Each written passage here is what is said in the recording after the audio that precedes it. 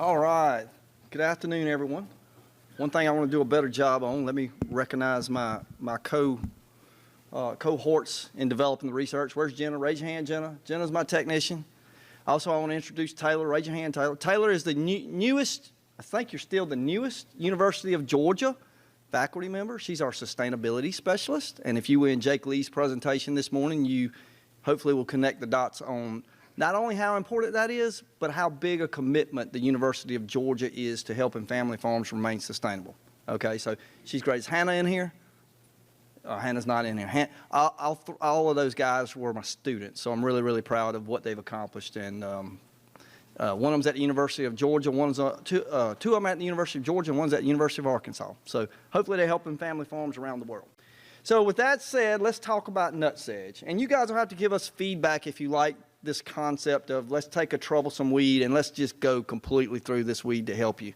If you don't like it, we can do different things. But, you know, obviously nutsedge, if you produce vegetables, is a huge problem. Believe it or not, my issues agronomically with nutsedge are greater today than they've been in 25 years. Something's going on even agronomically in the world of cotton production where I no longer can effectively manage it with a typical program that's worked for over 20 years. I don't know if it's climate change. I don't know if it's the overuse of specific herbicides and we're just building tolerance, not really resistance, but building tolerance. Remember, the first time you put a pesticide out, in theory, if everything was as effective as it's going to be, that's the best it's ever going to be. From that point forward, when you think about the progeny surviving, it's more and more and more tolerant every single time. So I'm going to be very dynamic, and we're going to go all through different production practices. But the first thing I want to talk about, most, not all, but most of what we're seeing in vegetable production is yellow and purple nutsedge. And you might say, do I care? The answer is yes, you do care to some degree because some of our management tools, and I'll show you this. I'm sorry, let me get out of here. Some of our management tools are more effective or less effective depending on the species that's actually present. Now, most of you guys that are good at vegetable production, you have both species, right? So you're really good, and I'm proud of you. But that's just something to know about. But we have basically purple nutsedge and yellow nutsedge, and I've got the comparisons up here. They're both perennials, which makes it a very, very complicated thing, but you should think about that when you're trying to manage it as well, right? So it's going to overwinter. Can I get systemic products to go down into tubers? But start thinking about that. So that has a big impact. Purple nutsedge, the tubers are connected in chains. I've got you a picture right here. Here's a tuber, here's a tuber, here's going to be a tuber. That's purple nutsedge, where yellow nutsedge is not in chains. Okay, so identification again is important. The biggest way, because by the time you're digging the tubers up, we kind of already sank the ship, at least for that cropping system. And by cropping, I'm not talking about your actual crop, I'm talking about the nutsedge crop that we made. But basically, if you look at yellow nutsedge and you look at purple nutsedge, we need to be able to identify them early. And believe it or not, once you get two beside each other, it's pretty easy to do. Sometimes it's hard if you haven't seen them both. But leaves are abruptly tapering to an acute tip. With purple nutsedge, you can see it's kind of fat, and then it goes to a tip. Where with yellow nutsedge, it actually looks like you took the end of it, squeezed it, and pulled it out, right? It's really, really, really consistent. Maybe different if you go spraying a lot of stuff on it, right? The new growth may be different, but in general, that's there. And then obviously, again, we've kind of missed the boat. If we're seeing inflorescence, the tuber production under the ground is significant, and we're definitely punting because we're going to be backing up significantly, right? So you got to understand the biology of these plants. They are among the most problematic weedy pests on the planet. And if you can't identify them and separate them out, it makes it a little more challenging. Again, most of you have both of them, and we're throwing everything we can at it. I understand that. But identification is important.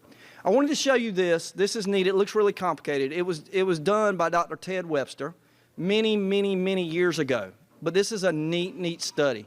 He went in, this is plasticulture, and this is purple nutsedge, the one that spreads by tubers, remember? He went in, believe it or not, and he put one viable tuber. So he basically put one plant in the middle of this area. Pretend this is our black plastic.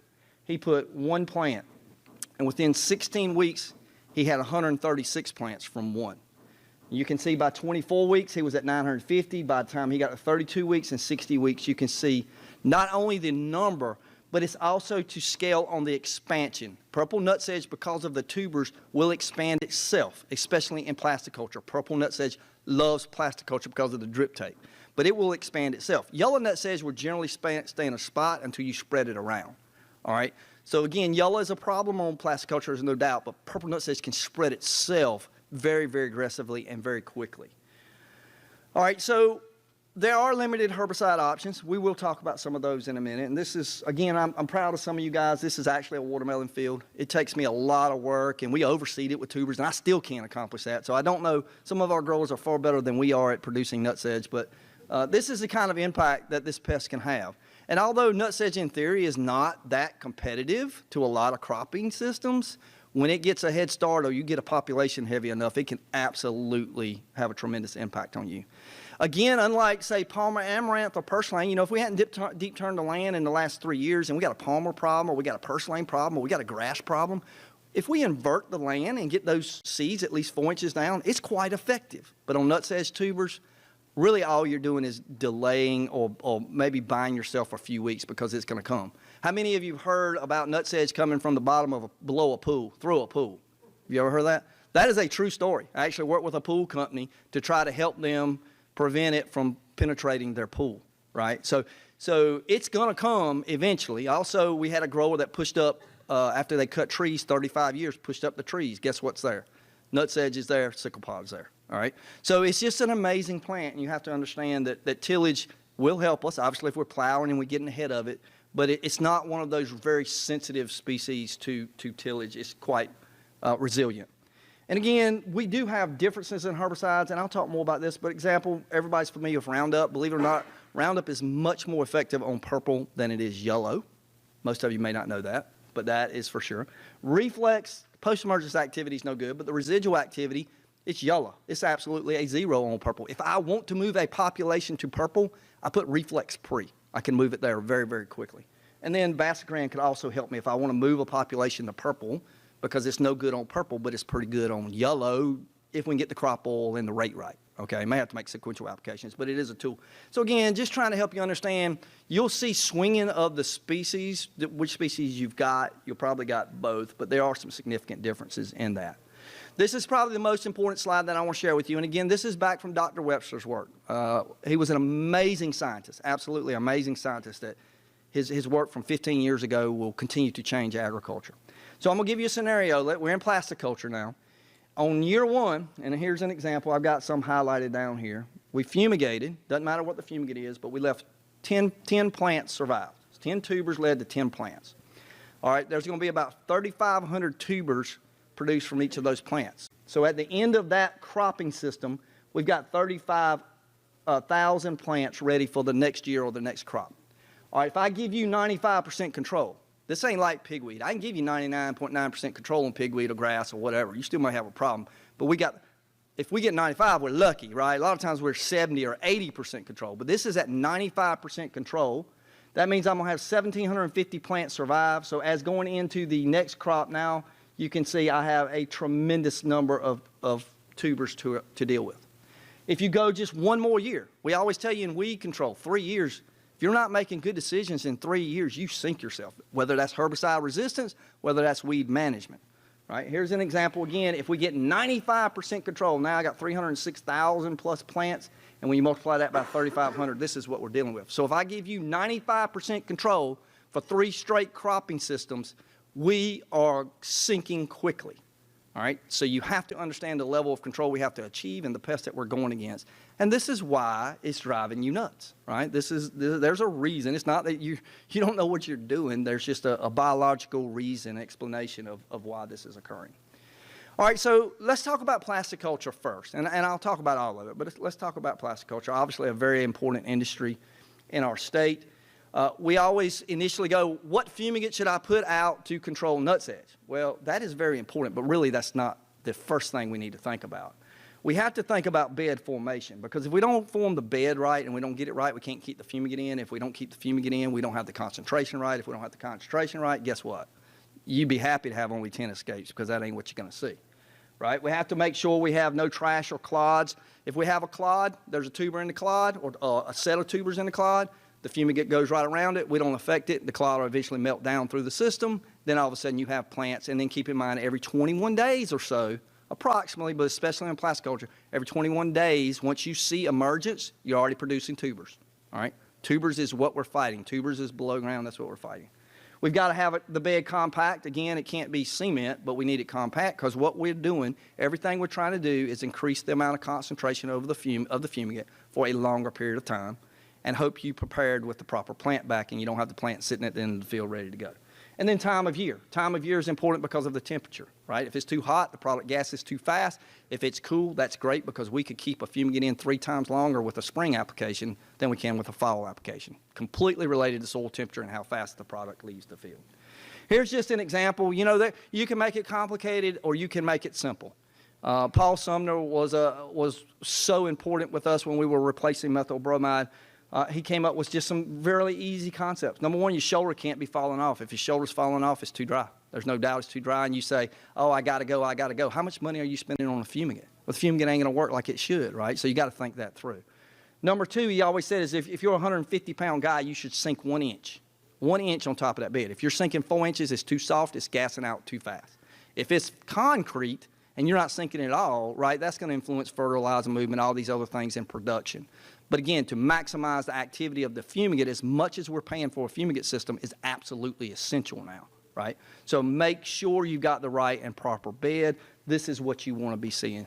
Most problems that occur, you know it the day you laid the plastic. If the shoulder's falling off and you call me 3 weeks later say I've already got nutsedge, it ain't got nothing to do with the nutsedge. It's basically you put it out and it gassed off. And that's the last thing we want with if you saw Jake Lee again this morning, that is the last thing we want. We want every bit of that fumigant staying in that bed and degrading over time and killing a whole lot of pests. All right, so the other part, maybe before we talk about the fumigant again, is what kind of mulch are we going to use? It's unbelievable to see what the mulch industry has done in the last 10 to 15 years. This is all laid the exact same day. Each little block's a different plastic mulch. You can see this white on top versus this white on top. Nutsedge, one's versus the other, right? One is a greater barrier to keep the fumigant in. Now, this ain't great if you got the plants ready and you just gas, right? You have to be prepared to give us enough time to get the gas to the point where it won't hurt us. The concept is really simple with these new mulches. I wish we'd have known this. I don't think we could have saved it, but I wish we'd have known this prior to phasing out methyl bromide. Because if we could have proved that we can keep methyl bromide completely in the soil and it never gets into the atmosphere, remember, it was gone because of the ozone and the potential issues with the ozone, not because you did anything wrong.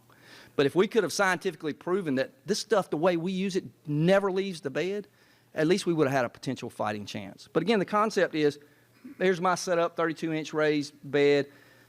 I've got 3 knives, I'm gassing, right? It's going to start moving. So the first thing I hope you see is a problem. There's a problem with this picture. If you look closely, you see these dry spots? Anything I've got in these dry spots ain't going to work, all right, unless it wicks really, really, really quickly. Chlorpicrin's going to be gone in less than 24 hours in most situations, right? So it'd have to wick very, very, very quickly. All right, so number one, you don't want to see that. If you cut the bed out, you want to see a nice, comfortable, darker color on our soil.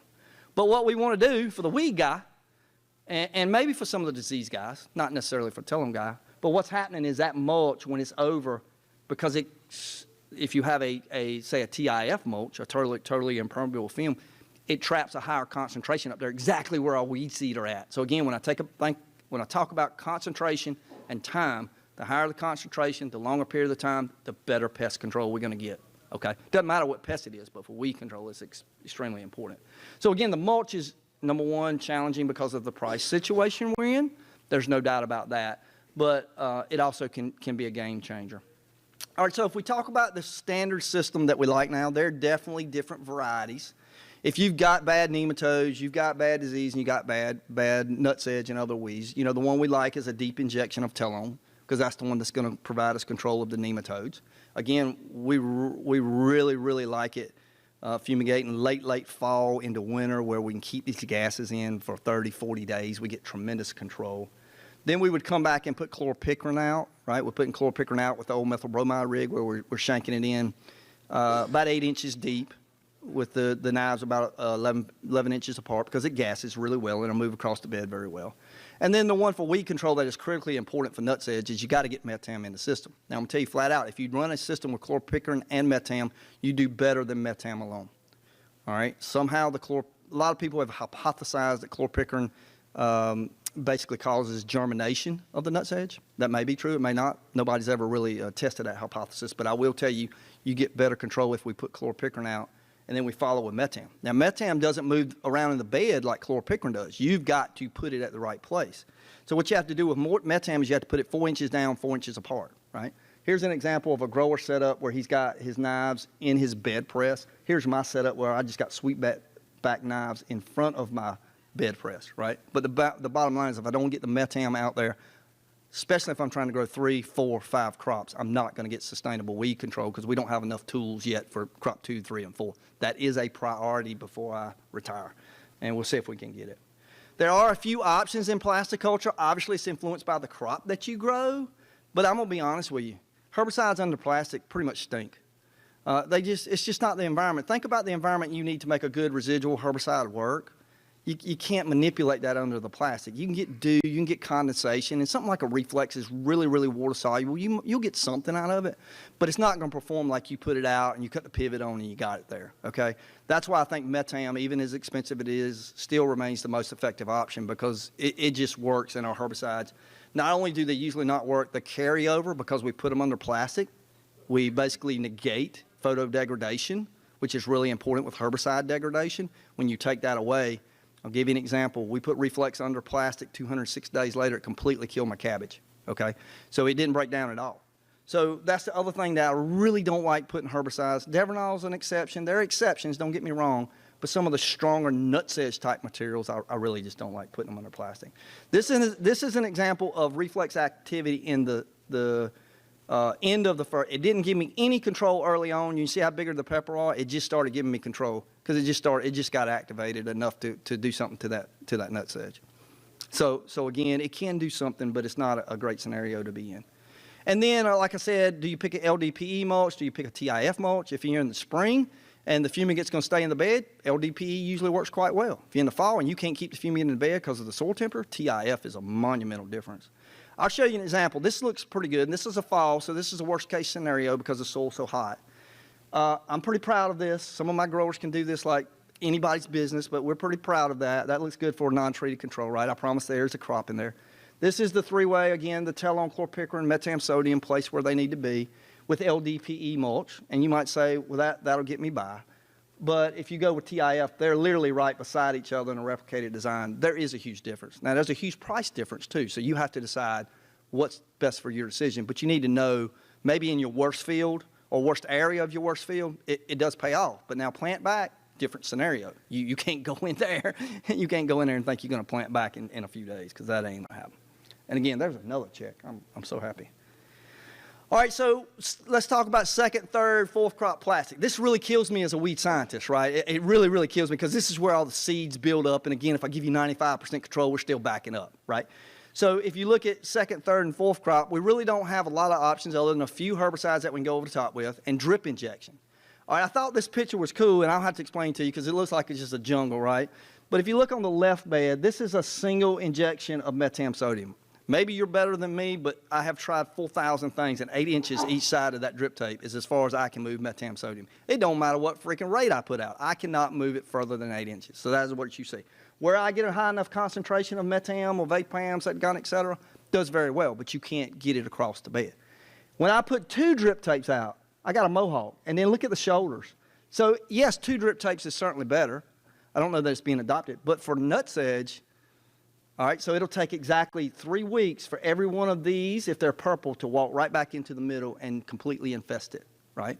Now, in this scenario, you don't just do that alone, right? We're going to come back in with some post-emergence herbicides that would help us. All right, so just a word or two about small bed mulch. Small bed mulch is a different scenario, right? We generally leave it out for 1 crop, 1 cantaloupe crop, 1 watermelon crop, so the time interval helps us out a lot. But if you need help on small bed mulch, again, herbicides can be applied under the mulch, but metam sodium, at least if we're only doing an 18-inch bed, a couple of knives in there, that's not as costly as a big bed, right? So that is the best option to go. I don't have it in here. I'll remind you, metam, we have a fumigant management plan that is required for fumigants, so make sure you're aware of that. Obviously, if we plant cantaloupe, we do a lot of cantaloupe on small bed plastic. We got sandia. But for example, watermelon, we would have sandy in the row middle, but we don't have other options, right? So again, metam sodium, if you're having a problem with small bed mulch and it's just a chia pet, it really is relying on metam, 4 inches down, 4 inches apart. All right, so, you know, the ultimate goal, hopefully what you're seeing is the ultimate goal is we can't really manage nutsedge by just going out in one specialty crop, right? We're talking 80-day crop or 90-day crop. You just can't go out. You've got to take more of a holistic approach, and I hope that's what I'm going to convince you of today. We really need season-long weed management, and the way you do that is you got to think about that seed bank. With every single pest, weedy pest you got to think about the seed bank. Most weedy pests, even Palmer amaranth, we can change the game in 3 to 4 years. Nutsedge, it would take longer than that, but you can change the game quite quickly, and I'm going to show you. We've got to mitigate tuber production. Remember, it's the tubers.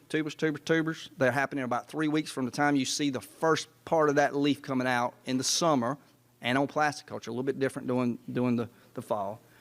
There is literature, again, by Dr. Webster many years ago. He actually showed, because a lot of you, I would say, how good is a quarter Power Max 2 on Roundup? Everyone would go, oh my God, it's no good, right? But he actually shows that you reduce tuber production. So it's not the battle of what you see today or tomorrow in 3 weeks. What it is the battle to reduce tuber production below the ground, which you can't see, which mentally is hard to invest economically into management, right? So that's something that you want to think about. So we ran some trials this year. I just want to make the point of something that's changing with Roundup. Now, this is Power Max 3, and this nutsedge was up for about 2 weeks, probably 8 to 10 inches. I ran 30 ounces, I ran 60 ounces, I ran all the way up to 120. Obviously, this is illegal, and we would not recommend you do that. But at the most control I had was 87%. 2 weeks later, it was about 50%. All right? That didn't happen to me 15 years ago, I'm telling you. All right, so if I go, we know a single application of Roundup ain't going to do it, right? We know that. But what if we did sequential applications of 60 ounces followed by 60? The greatest level of control I got was 84. Or what about if I go with Roundup and Gramoxone? All right, now this is one of those slides where you got to watch what somebody shows you. All right, so if we're preparing to plant and we don't want any nutsedge there when we plant, then Roundup plus Gramoxone certainly looks better than Roundup plus Roundup. But if you go look a week or 2 weeks later, the Gramoxone gives you that false perception and you just burn it to the ground, but you didn't kill the tubers, right? So you actually have better control with this. But what's the problem here? Just what I talked about. Roundup, Roundup, Roundup, Roundup. You're going to lose every activity on this whatsoever, and it's just going to continue to go down. So that's not sustainable either. It's a critical tool at a higher rate, and we are absolutely labeled to do 60 ounces, and we can make sequential applications during the year, so that part's legal. The 120 is not legal. So I was just making a point that you can't get there. You just can't get there anymore. All right, now this is really the main thing I wanted to show you of the whole presentation. This is a complicated slide, so we're going to walk through it. All right, so this is yellow nutsedge plants per acre emerged in the spring as influenced by previous fall treatments. You with me? So we counted in the spring of 2023, but we took the field out of production for a couple of months because it was so bad, and we implemented a management program. All right, everybody's with me? All right, so let's look at the first treatment. This is number of tubers. Have I got that on there? It should be, number of plants. This is the number of plants in May following that. I've got it. The study actually began in 8/6/22. I'm giving you counts on 5/27, okay? All right, so on this first treatment, again, we started with a disking. I disked it clean. Then I let the nutsedge come up. I went with the first application. And when I say 3 to 4 weeks, remember, that's 3 to 4 weeks after it emerges is when it's starting to produce tubers. So I was trying to hit it right when it started producing tubers because I wanted the glyphosate to go to the tuber formation. So we round-upped it at 60 ounces. Yep, 60 ounces on 9/7. I then disc it. Why did I disc it? I wanted to kill any weed I was creating resistance to with Roundup. We got pigweed, we got grass, we got all these other problems. I wanted to kill all that. I also wanted to stimulate more nutsedge. I'm trying to work on the seed bank, right? So I get another flush of nutsedge, and then I hit it with Roundup, and I don't know if I got it somewhere in here. We had a frost like 11/7, or freeze on 11/7, right? So that's why I stopped once we got to that freeze. This is 1,060 plants. So you can see the impact that we've had just by doing that on a rotational schedule. All right, this one's a little bit more aggressive. If we can use Sandia and we don't have a carryover issue, you all know Sandia's got great post-emergence activity and it has fair to good residual activity, both yellow and purple. It's one of those that's good on both. We added that in, and then I switched around. I came back with a Roundup, and then I went with a disc. I think the disc is essential for resistance management and to stimulate growth. we did stimulate new growth, and then I got that freeze that actually killed the nutsedge. So again, that freeze, you've got to add that freeze on there, plays an important role.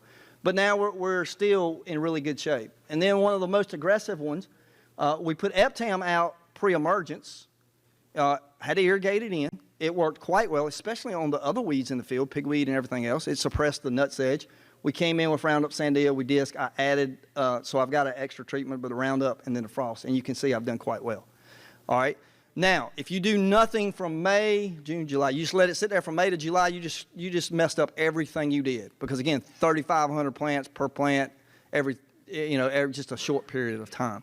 But my point to you is you've got to get out of this idea, how am I going to control nutsedge in crop A or crop B or crop C? If you're a produce grower, it's, all right, what is my yearly approach to managing this pest? I know it's going to start producing tubers 3 weeks after emergence. I know it's going to explode. I know I have limited tools, right? So you take the opportunity to knock it back. Oh, if we can put corn in there, we got options. If we can put cotton in there, we got options, right? So we potentially could put peanuts in there. We got to watch the carryover of the cadre, right? If that doesn't fit, that doesn't work. But we got to start thinking more like that. And I can't stress enough, rotating with a disc. I know we're into this conservation world. I know it's important to us. But in these areas where nutsedge is so critical, rotating with a disc to kill what we haven't killed and to get more germination is very, very important. I will also just briefly mention, I got like 3 minutes left, I'll briefly mention, Sandia is one of the most important tools, and so if you can rotate in a crop like cantaloupe where we can use Sandia, obviously it's a wonderful tool, sweet corn, a lot of row middle applications, but I want to show you this is important, I've showed it to you before. On the front end is no Sandia on the mulch. On the back end is Sandia on the mulch. We cannot wash Sandia off the mulch. You do not apply Sandia prior to planting. Even a tomato, you don't apply it before you plant it. You can put it over top of it later on because, think about it, you might say, well, that don't make no sense. If you put it over the plastic later, why can't I do it earlier? Well, if you do it earlier, you got a small plant, you got a root system that's at the top, you got all the herbicide running in the root hole, all right? If you do it later, it runs in the root hole and the root's down to your knee, right? It's just tolerant. Right? So you got to think through the system. So be aware we can't put Sandia over top of these plastics pre-plant to clean up a scenario. Here's why. This is a really neat piece of data. The days, on each of these days, believe it or not, we put a ½ an inch of irrigation out. So 5 straight days, it was a pond by the time we got done. This is the percent of the Sandia, the halosulfuron, that is still on the plastic. Right? This is lab work. This is geek work, way beyond me. Dr. Gray did this work. Where we didn't wash it, it does not photodegrade. It will absolutely stay. But even where you do wash it, even out here after you get 2.5 inches of rain and you have all this time, it's still enough to absolutely ream you. So you got to be really, really careful with that material. All right, so in conclusion, you got to think about nutsedge year round. All right, hopefully that data that we went from 18,000 plants to 1,000 plants with a little bit of Roundup, a disc, maybe some Sandia in there, it will be important, but you have to stay on it. You can't, if you let it go for 4 to 6 weeks, we're backing back up, right? Sandia, wherever we can use it, be smart, right? There is resistance now in nutsedge to some chemistry that is, we fumigate enough, we disc enough, we're doing enough. I feel pretty good in general, but if you have a unique situation, be very smart about how you're using that tool. Sandia's in a lot of row middles. Again, we've got reflex labeled in a lot of crops. Now, I'm going to be honest, generally my reflex rate in most vegetable crops is 10 to 12 ounces. It's obviously not as good at 10 to 12 ounces as it is to 16. But we can put 16 in some row middles and stuff like that. So think about that. Eptam, we need to do more work, but it's certainly an opportunity. We want every tool we can get to potentially control nutsedge, and that's a product that does not have a long residual at all, so rotation would fit very nicely where we can get it. As always, terminate crops, weeds as soon as you know you're done. I know that's challenging, but we'll do that, and then rotate tillage and Roundup type mixtures whenever possible. And the key is based on the biology of how fast that nutsedge can produce tubers. Now, I apologize. I've got to go run a session with the EPA here in just a minute, but does anybody have a quick question for me? Right. Oh, that was a really good question. So he's asking about when you compare general TIF versus LTP, is it about the fumigant or is it about something with the structure of the mulch? So when we do these studies, we always have a non-treated with each one of them. If you look at our log data, you do get the slightest of benefits for a few weeks of the structure, but it's 99.9% fumigate concentration keeping it in the bed, which is a good thing because we need to prove to our friends regulatory friends that we are stewarding these products, right? And that's exactly where we want them. We want them staying in that bed. Yep, great question. You guys have a wonderful meeting. You have time for one more? Oh, one more question? Okay. Oh, yeah, go ahead. So his question is, have you done anything with the black embossed paper mulch? I'll tell you, I don't know if I've done the one that you have done, but I have tried to lay, I think, garbage bags. I have tried, some of this stuff has been so bad. But they have made great progress, great progress. I probably haven't looked at anything to spend the last 3 to 5 years. But if you can lay it, nutsedge, if you can lay it tight enough that most growers want it, right, so they can poke the hole, if you lay it tight, the nutsedge is going to come through it. All right, if you have it black underneath, nutsedge is going to come through it. If you don't have it black underneath, nutsedge is going to push it out of the ground and you're absolutely destroyed, right? But I really haven't in the last, if there's new ones in the last 3 or 4 years. I would love one that would be biodegradable and something like that. Man, that would be absolutely phenomenal. All right. Thank you. Thank you, Stanley. Thank you. All right, just a reminder, to get your pesticide or CCA credits, make sure to scan your badge in the back. Our next speaker is from the University of Georgia. It's Dr. Imtiaz Chowdhury. He's going to speak with us about nematode management and various vegetable crops. All right, I'll go ahead and start. So many of you may already know about nematodes, but let's do a quick recap. We have 2 talks right after one another on nematodes. So what are nematodes? Well, nematodes are multicellular roundworms that have existed for billions of years. And some of them are plant parasitic, meaning they attack plants, and some of them are not plant parasitic, meaning they attack other things, including us humans. The only good thing about that is that the ones that attack plants do not attack us, and the ones that attack us do not attack plants. So these plant parasitic ones have a spear-like shaft in their mouth that's called a stylet. They use that to puncture a hole in the root system of plants and extract nutrients from the plants, even to actually penetrate the root itself and go inside. Some remain worm-like their entire life. Some swell up with a bunch of babies inside them as they become an adult. So root knot nematodes are actually a type of nematodes that actually swell up like that. These are actually considered the most devastating group of nematodes in the world. And to briefly go over their life cycle so that what I'm going to talk about throughout the presentation makes sense, they start off as an egg. And as they hatch from the egg, they become a juvenile.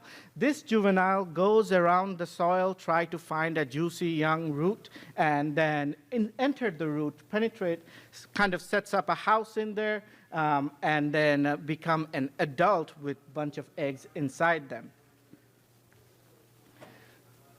And root knot nematodes are the ones that have the characteristic galls. So not all nematodes produces galls, but root knot nematode does, as you can see from these pictures.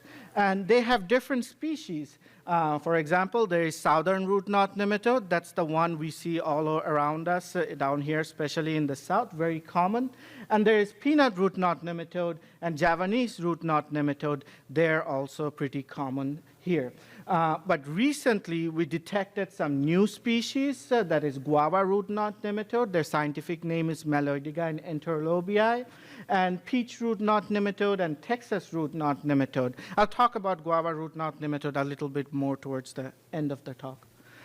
So why do we care? Why is plant parasitic nematodes important? Well, plant parasitic nematodes are responsible for yield losses of around $100 to $157 billion worldwide annually. And in the US alone, in each year, it is estimated that $6 to $8 billion of losses occur just because of nematodes. But the extent of damage that is caused by the nematode can really vary on the species of nematode you have in your field. For example, you have root knot nematodes. Yield losses in vegetables up to 50% is not very uncommon. But if you have spiral nematode at low population numbers, the damage potential is almost negligible. Also, it is also important to note losses also depend on the type of crop you have, because different species have different host ranges, and the species of the nematode, the soil type, and environment also plays a crucial role in the type of losses they cause. So these are all important factors to consider when you think about managing these things. So nematodes, however, often escape management because the symptoms caused by nematodes are not unique. Because as I said, there are many different species and genus of nematodes that attack plants. But the symptoms they cause are anything, they mimic symptoms caused by anything that actually reduces your crop health, because they're essentially stealing nutrients. So it's very critical to sample your fields. It costs only $1.15, but the benefits are manifold, right? Sampling will tell you if you have a problem in your field, and if you know you have a problem, you can go towards managing it. But if you don't know if you have a problem, how would you manage it? And our excellent group of extension agent, the networks, there are very excellent resources to go to get your samples analyzed. They will help you send them to the appropriate places to get them analyzed. With that, let's talk about management. Nematode management essentially has 4 major pillars. That is crop rotation, host resistance, nematicides, and cultural practices. Let's start with nematicides. So for that, I'm going to start with the new kid on the block, with a greener nematicide chemistry. I don't know if any of you heard about Celebro. It just got released this year, actually late last year, I think. And let's talk about that. But before I do that, brief history, right? Once upon a time, there was methyl bromide. It had broad spectrum efficacy. That meant it worked on many different things, so people really liked it. But because of its environmental issues, it depletes the ozone, it was phased out. Then came telone, right? This was great at suppressing nematode, but not so great with other diseases. And it's highly toxic to invertebrates, that's insects, and it has moderate toxicity to humans and mammals, etc. Enter 3F nematicides. Now, these are the new kids. They have a trifluoro group in their chemical makeup, meaning they have fluorine in there, and they specifically target nematode. They were actually made thinking about nematodes. So they have a greener chemistry, at least that's what they say. So they include fluensulfone, that is Nimitz, fluopyram, that is Vellum, and fluozendolizin, that is Celebro. Now, Celebro has the active ingredient fluozendolizin, which is hard to say, so they also named it Reclamel active. And then their mode of action is unknown, which is the case for many of the nematicides that are in the market now. We really don't know how it actually kills or paralyzes the nematodes. But what we were able to know through previous research in literature is that they impact the ability of the juveniles to move around in the soil. Remember, in the life cycle, I was saying that those juveniles go and find the juicy root. It impacts that ability to move. It is a suspension concentrate, so shake it well. And it's a soil-applied nematicide. You cannot apply it overhead. And it specifically targets nematodes, no reported activity on other insects or fungi. Many trials have been conducted over the past years to evaluate the efficacy of this nematode. However, the efficacy of these nematicides really depend on the nematode species you have, the soil type, and environmental conditions and cropping system. It really depends on that. So we did a cucumber nematicide trial in spring 2023 in Tifton, Georgia. And so to explain this trial, it's a pretty big trial, so it has 13 different treatments. So let me go over the treatments and try to explain it first. So on the red boxes, you can see the first treatment is untreated, so we didn't do any treatments there. Then we have telone that was applied at 28 days before planting, And then you have Nimitz that was applied about 7 days before planting. So it has A and B, two different application codes. Then you have Vellum that was applied at planting. So that's what their labels say to do. And then you have Celebro applied at planting, so it has C.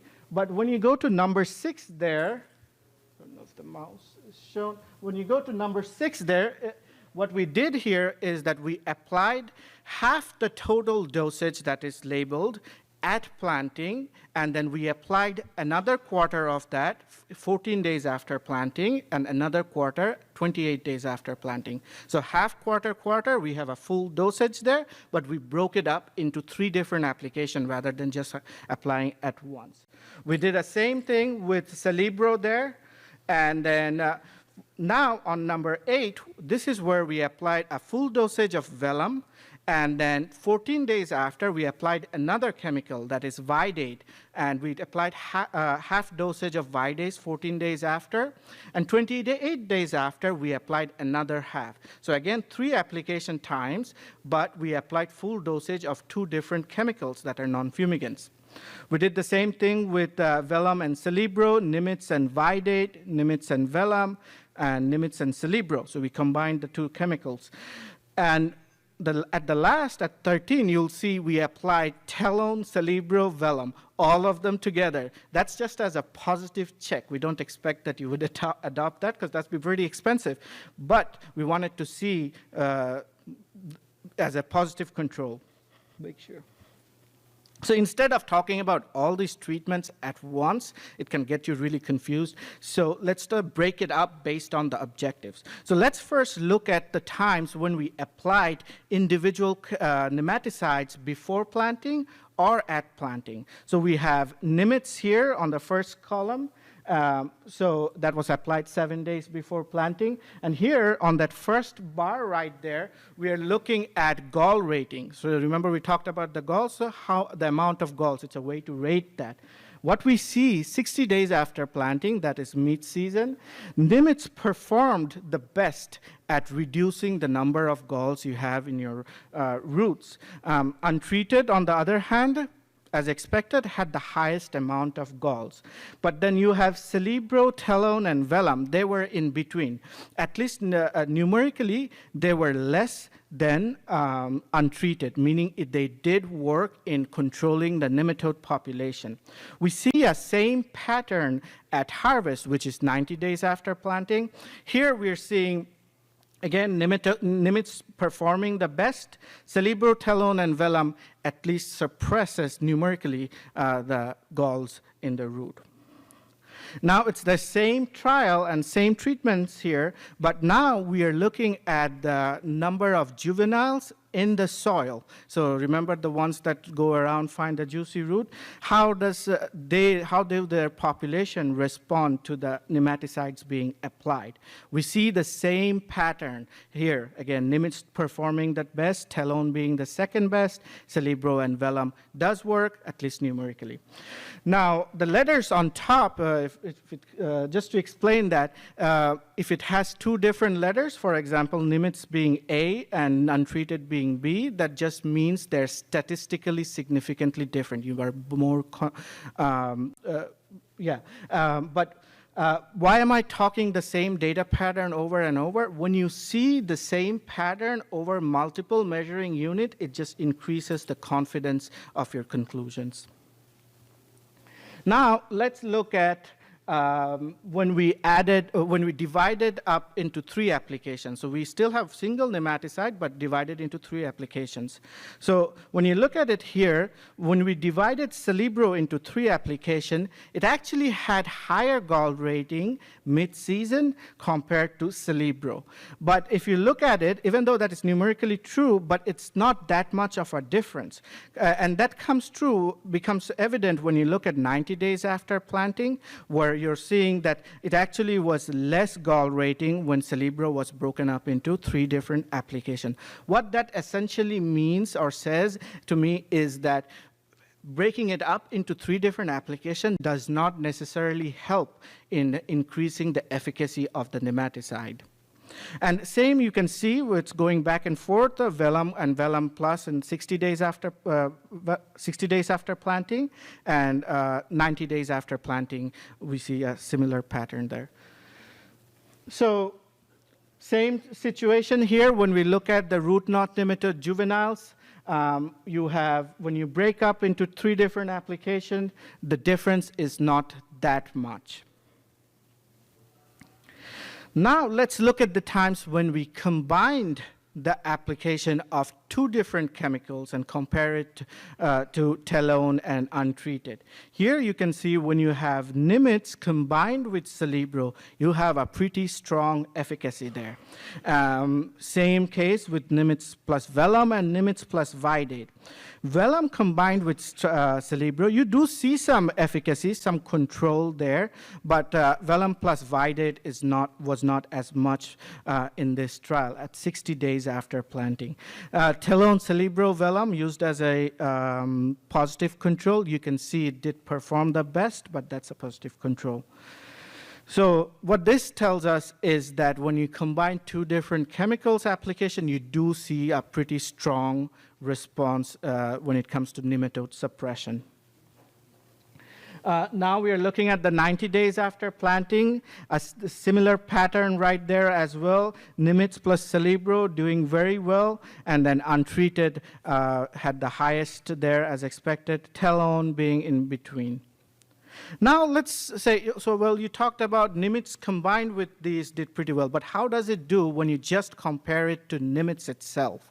Well, in that situation, we don't see a very statistically significant difference between nimids compared to nimids plus Celebro or nimids plus vellum or nimids plus vidate. But what we can suspect from there is that when you do combine the 2 chemicals, you do see efficacy close to telone. With that, what do we get from here? Well, first thing is first, this is 1 season's data. And the results that we see are yet to be validated, right? So hopefully next year I come to you with some more confirmed data there.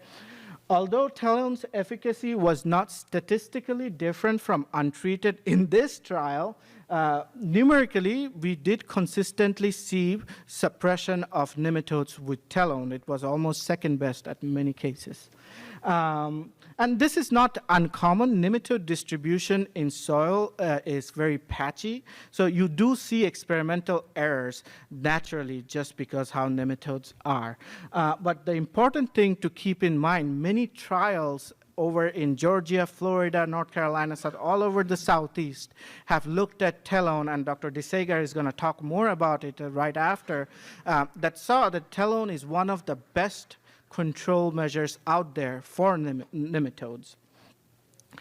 And then when we broke up Celebro and vellum into 3 different applications, its efficacy is comparable to vellum. It did not help with nematode control. So when you break it up, it doesn't help. Single application at the beginning of the trial does pretty well.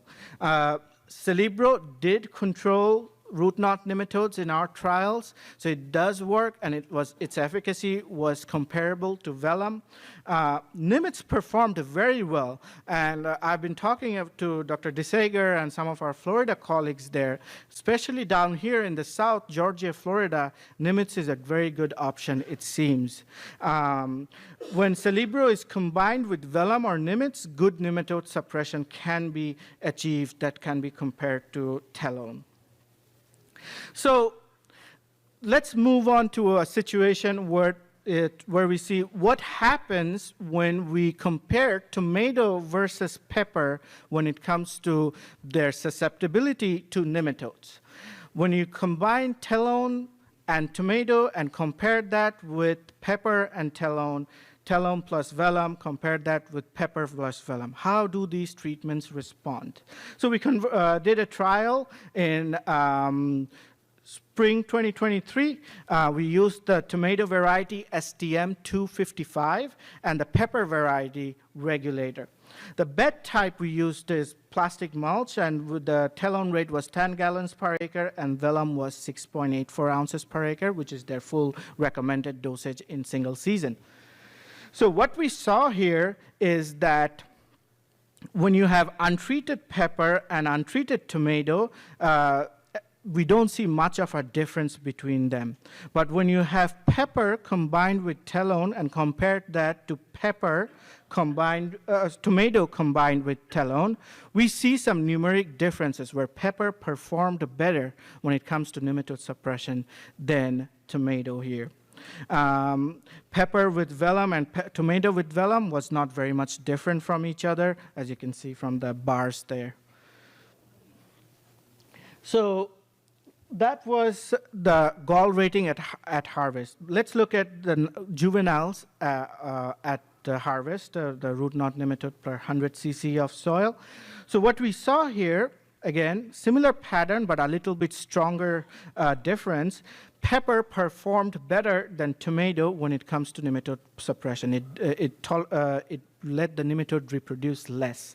And pepper combined with talon is still better than talon combined with tomato.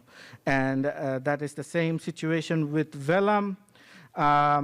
So now, when we saw that, we suspected that pepper performs better. It may be a better crop choice compared to tomato if you have a good high nematode population. So we wanted to confirm that. So in fall 2023, we did another trial. And again, we looked at pepper untreated, which is control, and pepper combined with talon. What we saw in this case, again, the same situation where pepper performed untreated and with talon better than tomato.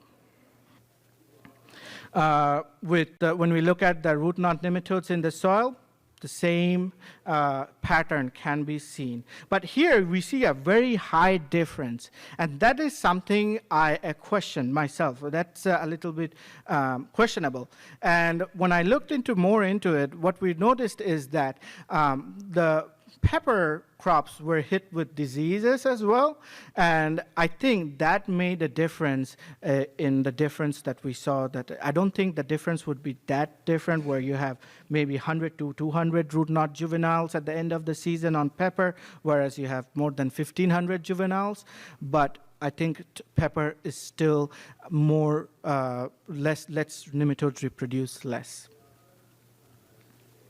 So in conclusion, talon and vellum does work in suppressing nematodes in tomato and pepper, but pepper's susceptibility to nematodes may be lower than tomato, but we should do some further testing to be sure, and we'll continue to do that. With that, let's change gears a little bit. Let's talk about the guava root knot nematode, an emerging threat. So in 2 fields in Georgia in 2021 were found to be infested with guava root knot nematode. Their scientific name is Melodigan enterlobii, as I said, and this was part of a project that's called FIND-ME, Focused Investigation on the Distribution and Management of Melodigan enterlobii. And this nematode was found, it's widespread in North Carolina and Florida, and it's becoming pretty widespread in South Carolina as well. So it was suspected that it may have spread to Georgia as well.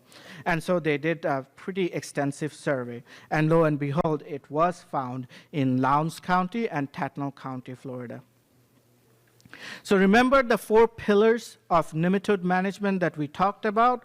So looking at that will tell you why the scientific community is really concerned with the guava root knot nematode. So when it comes to host resistance against root knot nematode, some varieties, commercial varieties that are out there are developed to be resistant to southern root knot nematode, the most common, the one that we see. These guava root knot nematodes can overcome that resistance. So that resistance that we have in the commercial varieties will not work on guava root knot nematode. That's one concerning factor.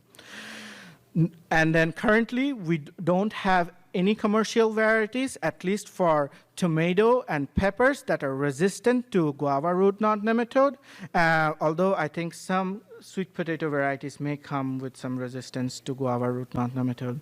And this nematode is highly virulent. Most vegetable crops that we have grow down here in the south, including tomatoes, pepper, watermelon, cucumber, carrot, sweet potato, are susceptible to this nematode. And numerous row crops, especially tobacco, cotton, and soybean, are susceptible. And numerous weeds, so those weeds can act as a reservoir for the nematode population. As I said, it's spreading at a rapid rate. So this is actually a trial. We don't have that many fields here in Georgia that does have guava root knot nematodes. We recently detected some. So we don't have any trials on guava root knot nematode yet.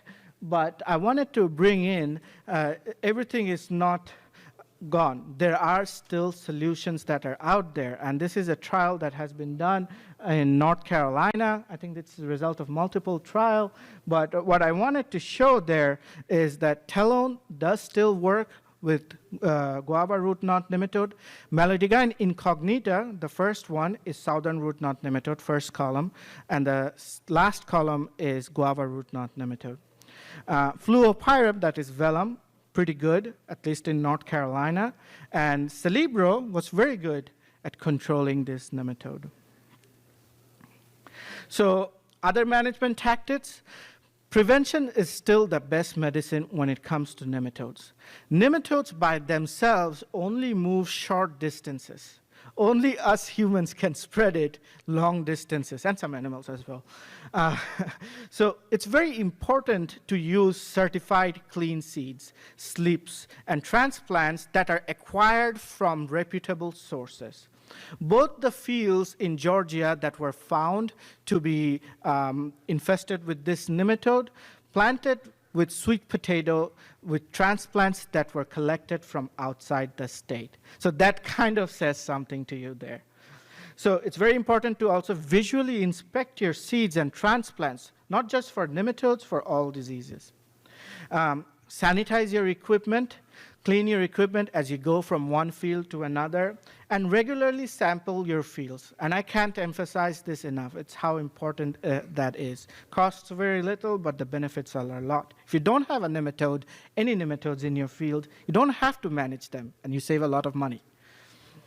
So if you already have an infested field, then you can rotate with non-host crop for guava root knot nematodes, such as corn, peanuts, sorghum, and small grains. You can apply nematicides and fumigants. We talked about that. And you should monitor your crop for damage and assess risk for future crops. With that, thank you very much for giving me your time. And yes, if you have a question. Have you ever made the observation that when sulfone, Yes. in addition to having efficacy on nematodes, also controls nutsedge? No, I personally did not look into that.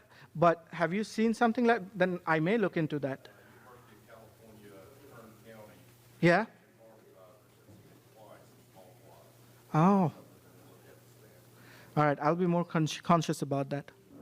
Sir, also for your vegetables there, when you had the ones that are big host, is also green beans. Green beans? Oh, okay. Green beans are very hard. Mm-hmm. I have guys use that talon. Yeah? Did telone work? Yes. Okay, that's good. It's expensive, very expensive. Very expensive, I know, yeah. But does anybody know here how does Nimitz compare to telone cost-wise? I'm not sure. I know talon is like $300 Yeah. an acre. Do you know? It's very similar. Very similar. Very similar. Now, I know people are using rapeseed, different things like that. They're experimenting with a lot of different seeds to try to get it out there. Like you said, paying a lot of corn. Yeah. Two-part question. What was the application depth of Telon in your green bean work? I believe it was 14 inches, but I'm not sure. I need to double check on that. I'll talk to you after. I'll talk to my technician, yeah. It was done by Triest, and so they just do the standard rating for that. I am looking into deep shanking. This is the standard one, but I need to double check in the exact length of that. Mhm. Any other questions? One good thing about nimids is that, God forbid, they ever decide to go against telone. We have another thing. So I always believe in being prepared. I don't want, or we don't want it to be phased out like a methyl bromide, but still having other options is a good thing. Any other questions?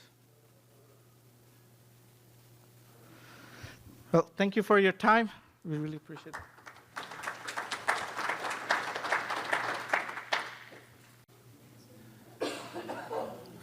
Our next speaker is Dr. Johan de Seeger from the University of Florida. He's going to continue our conversation about nematodes and talk about soil fumigation.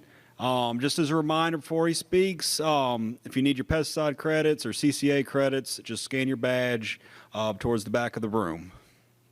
All right. Good afternoon, everybody. So my name's Johan de Seeger. I'm a nematologist with the University of Florida.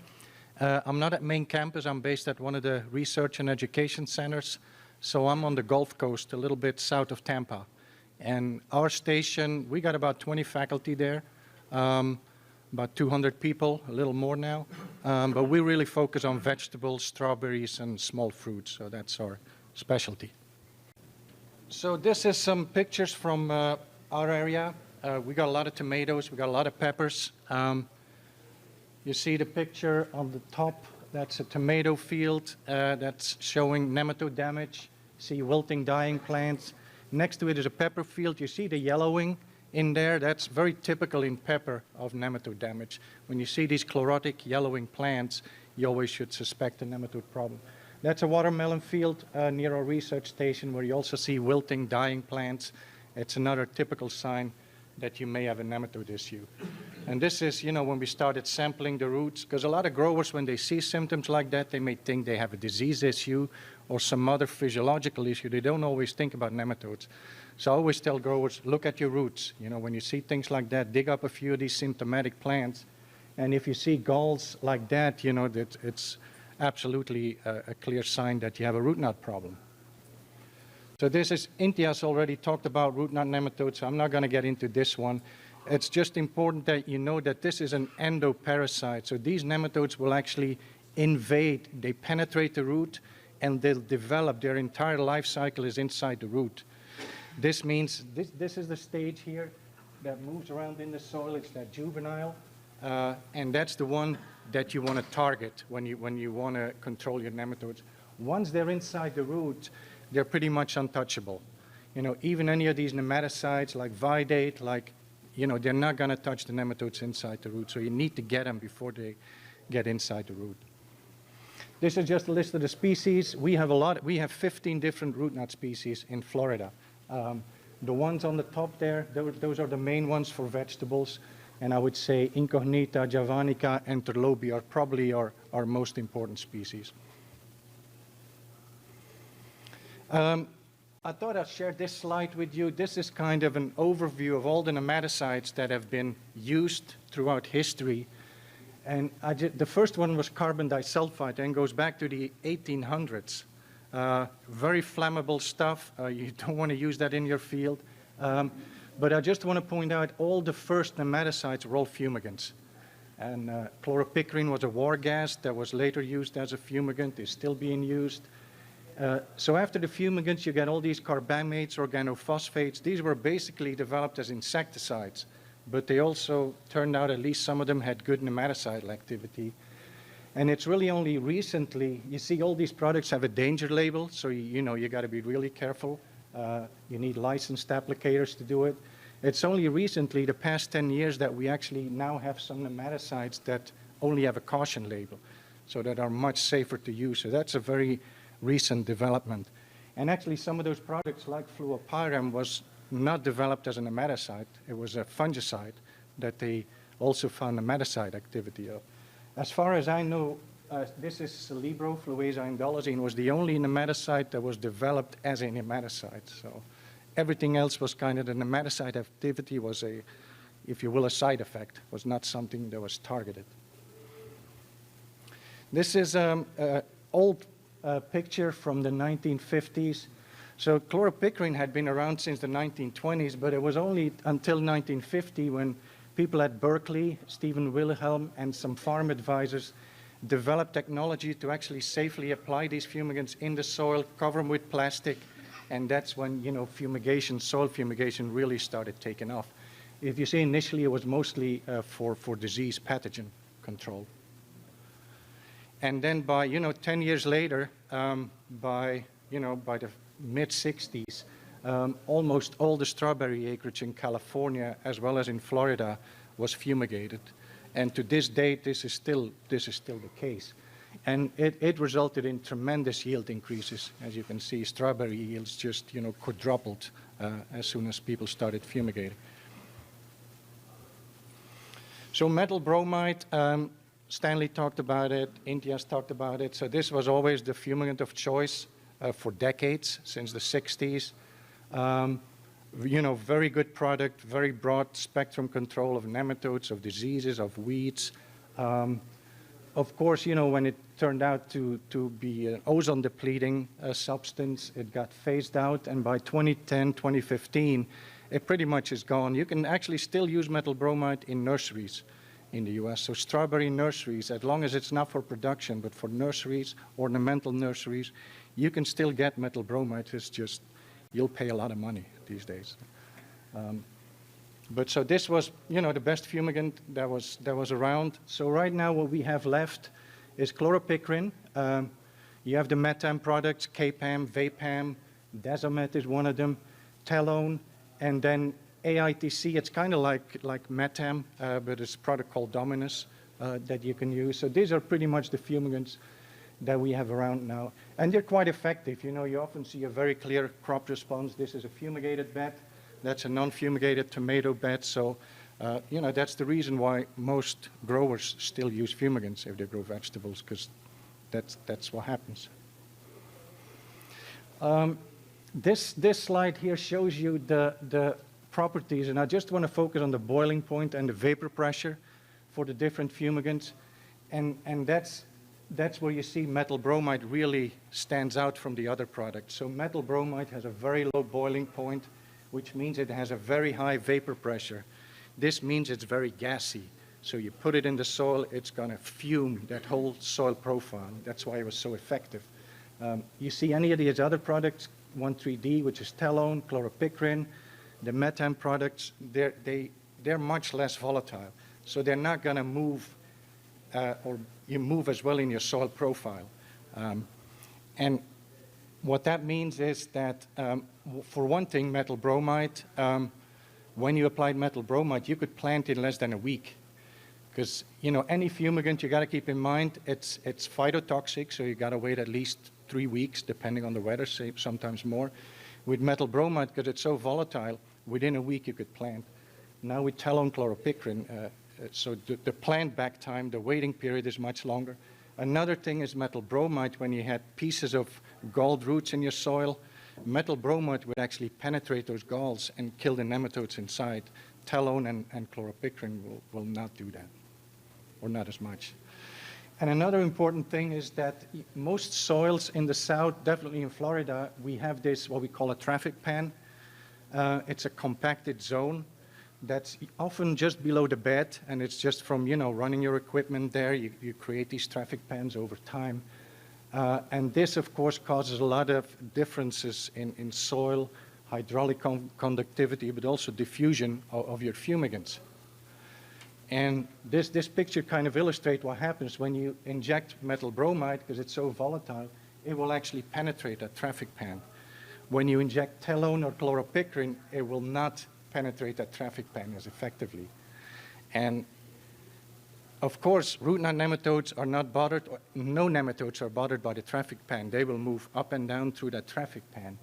This is some data from an old colleague of mine, Joe Noling.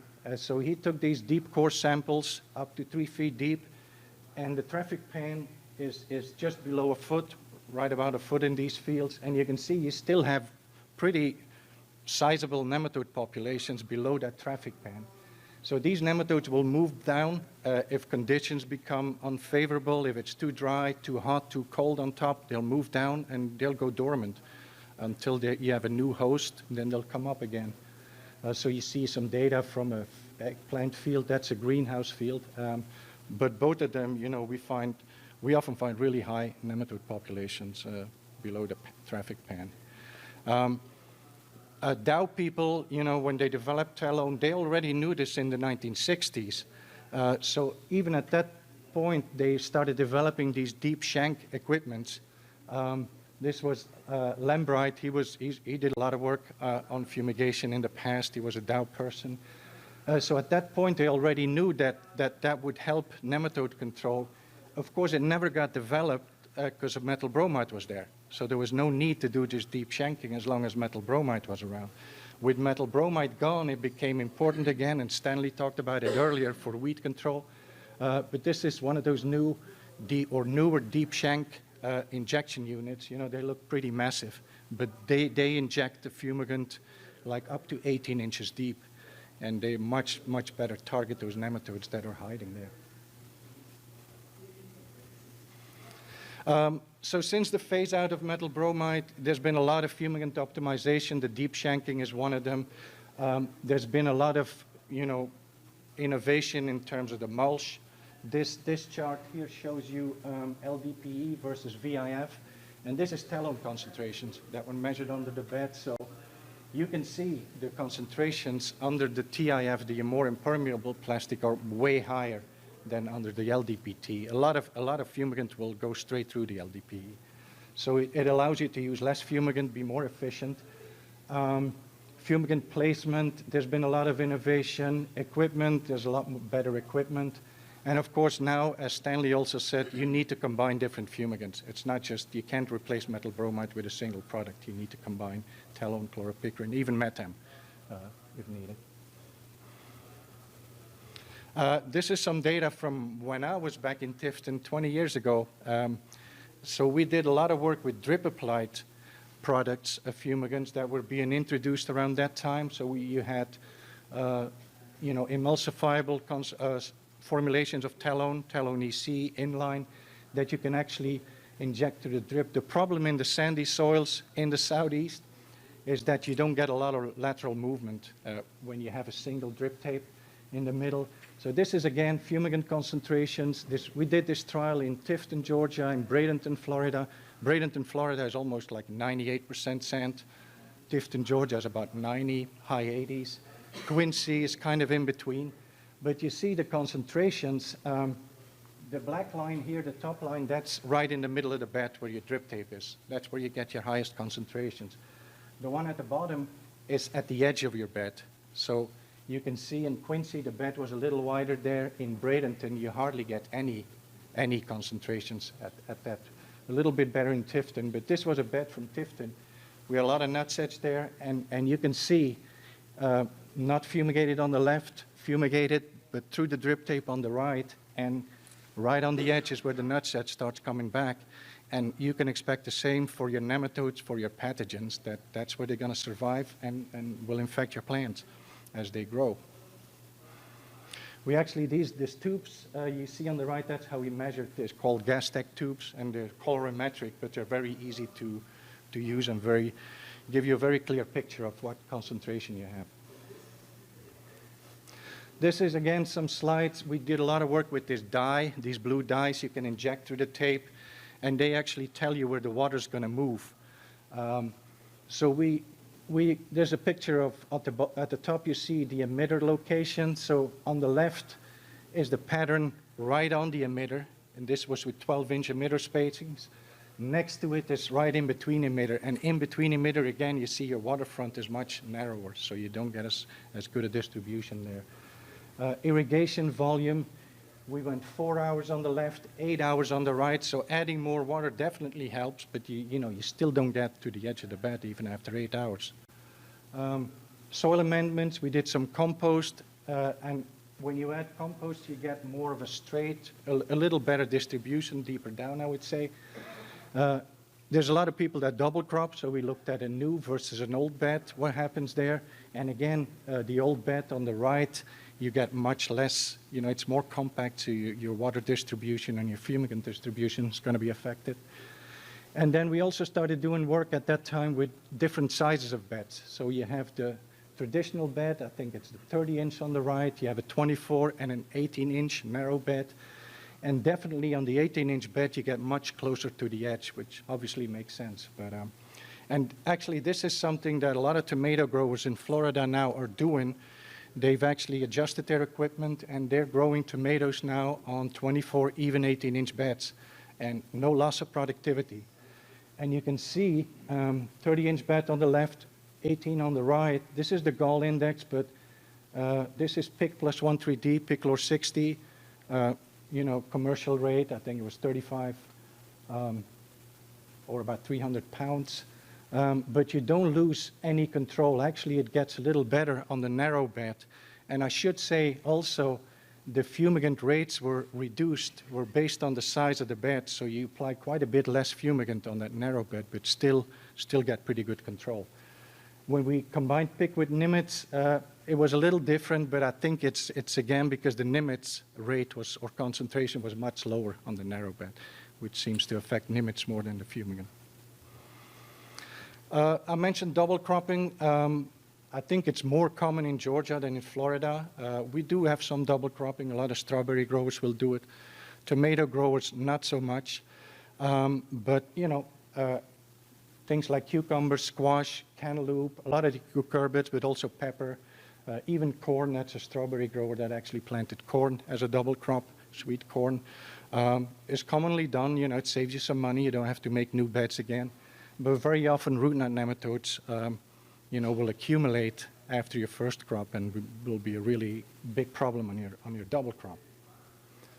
This is a picture from our research farm this is kind of a heat map, if you will. So it shows you the hot spots. The more red it is, the more nematodes, galls we have, the heavier the infestation. And you can see there's a lot more red. This is actually the same rows, the same field picture, but there's clearly a lot more red, a lot more pressure on that double crop than on your first crop. And one thing we did notice, and this may be one of the weaknesses of some of the fumigants, is that when we fumigated, especially with chloropicrin, so the blue bar is pure chloropicrin, no talon. The orange one is picklor 60, so the mixture of chloropicrin and talon. The gray bar is not fumigated. So this was all tomato first crop. The fumigant was applied on the first crop. Then we planted a double crop. We did not apply any nematicide on the double crop, which you shouldn't do. Just because you're going to have more nematode pressure, you always should apply something to protect that double crop. We just didn't do it here because we wanted to look at the residual effect of the fumigant. So we did notice that especially following the PIC 100, we actually had more galls on our double crop than when we didn't fumigate. The picklor, the mixture a little bit, but it wasn't that much. And so we believe that it's mostly the chloropicrin that kind of causes that, not so much the talon. And one reason could be that your tomato crop did better after the chloropicrin, so you get more roots, maybe some more galls towards the end. Chloropicrin is not a great nematicide, right? You shouldn't use chloropicrin as a nematicide. It's a very good fungicide, has some nematicide activity, definitely, but it's usually by the end of the crop, you actually can get a lot of nematodes again. Another reason that we think, because it's a good fungicide, is that you have pathogens in the soil, but you also have beneficial fungi. So there's a lot of fungi in the soil that actually will control nematodes, that are parasites of nematodes. So we believe that it's a combination of both, that maybe some of these beneficial fungi are negatively affected by the chloropicrin. We don't have any evidence of that, I should say, but it's a hypothesis. So the future of soil fumigation in intensive vegetable production in the southeast, it's going to remain important. It's a very valuable tool. There is a lot of increasing social pressure on fumigants. You know, you look at California, there's a lot more restrictions there than here in the southeast. European Union, they banned fumigants completely, you know, including talon. So I think that's not going to change. So we got to keep an eye on that. It's hard to register new fumigants. There's been a few attempts in recent years. Methyl iodide was there for a few years, but it got pulled off again. Paladin, dimethyl disulfide, was actually a pretty good product, also for nematodes, but that was a voluntary withdrawal from the company. So, you know, I think it's going to be really hard to register any of these new products. And of course, Intia's talked about some of the new nematicides, so I think that's a very good, you know, evolution, that we get some more selective products to control nematodes. So possibly this may reduce the need for some of the fumigants, especially if nematodes are your main issue. But again, based on the cost of some of these new nematicides, if they're not much cheaper than the fumigant, if they're the same price, then, you know, then why would growers not fumigate, right? Just, you know, very quickly here, this is some other fumigant alternatives that some people are working with: solarization, soil steaming, anaerobic soil disinfestation. This is adding a lot of organic matter, creating anaerobic conditions before you plant. For organic production, I think these are some things that people will be doing. And we got a pretty decent organic strawberry acreage now in Florida that's growing because also the buyers demand it. And that's some of the things that some of these growers will be looking at. I think I just want to point out that, you know, fumigation is a tool. It should not be the only thing you do. So whenever you have nematode issues in your field, fumigation is kind of that targeted control. But to me, the foundation of any nematode management plan should be really crop rotation. And if you grow the same crop, that's fine, but at least you can do a cover crop in between, which still means crop rotation. And I think that's all I have. So I'll be glad to answer any questions. Yes, Pablo. How fumigants will affect beneficial microbes in soil, beneficial nematodes, how will help them? Well, yeah, it's a good question. I think a lot of people are looking at that these days. You got to keep in mind, Pablo, fumigants, they're not sterilants, right? They're not going to completely sterilize your soil. So yeah, they're going to knock back your microbial community to some level. But you know, what we see is that the microbes do rebound over time. Obviously, the composition could be significantly changed, and I think there's a lot of people looking at that right now. Yeah. Yes. So how does soil temp affect the movement of nematodes within the soil? The soil temperature? It's a good question. Not a lot of people have looked at that, but I think what we suspect is that as it gets too hot in the topsoil, they will move down. They all have an optimal temperature that they prefer. Most of the tropical root knots we have, they like it pretty warm, but once your soil, especially under the plastic, you know, when it gets really hot, they will move down. The same when it gets really dry. So nematodes, Intia said, yeah, they don't move a lot across a field, but they do move quite a bit up and down. Yeah. Right. Yeah, so typically, you know, when we plant in fall, we use white plastic. Yeah. In spring, we still stick to black, but in fall, most growers will move to white plastic. Yeah, we see black aids to the Yeah, we see that with solarization too. When we solarize, you know, you get pretty good control of nematodes in your topsoil. But what happens again, you know, the nematodes, as it gets too hot, they're not going to stay there and getting baked. They'll be moving down. And so solarization helps, but it's not, you know, it's not a perfect solution. Any other questions?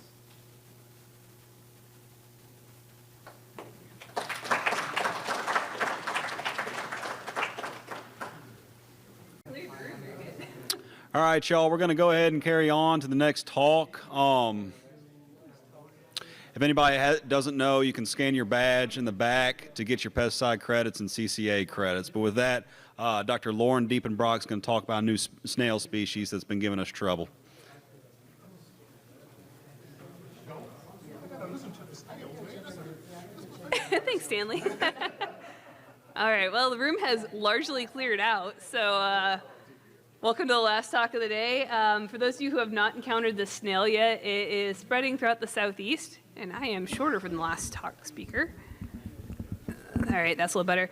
So this new snail, we found it in Florida quite a while ago, and we didn't think it was going to be a big deal. Growers kept calling me saying, oh, this is clogging my emitters, oh, it's annoying. And of course, it was right during peak COVID, so I was like, oh, it's probably not that big a deal. We'll just spray them off, they'll come off. I was wrong, totally wrong, growers were right. So the snail's scientific name is Bulimulus bonariensis, which is a mouthful. But we do have a couple common names that people like to use and one that we'd prefer you use, and I think that's on my next slide. They're native to Central and South America and the Caribbean. This group is generally considered to be tree-climbing snails or tree-dwelling snails. We actually have several snails in this genus in Florida, so some of that management gets a little trickier when we start thinking about biological options further down the road. In citrus, which is what I work in, one of our biggest challenges is that they climb up and they clog our microjets. There's not a pointer, but if you look, you can see our microjet, and if you look right up in there, the emitter's completely clogged. So for good microjet, we want to have a nice circular pattern coming around it. Instead, we have little drips. And that is not going to work for citrus roots. Those trees are not happy.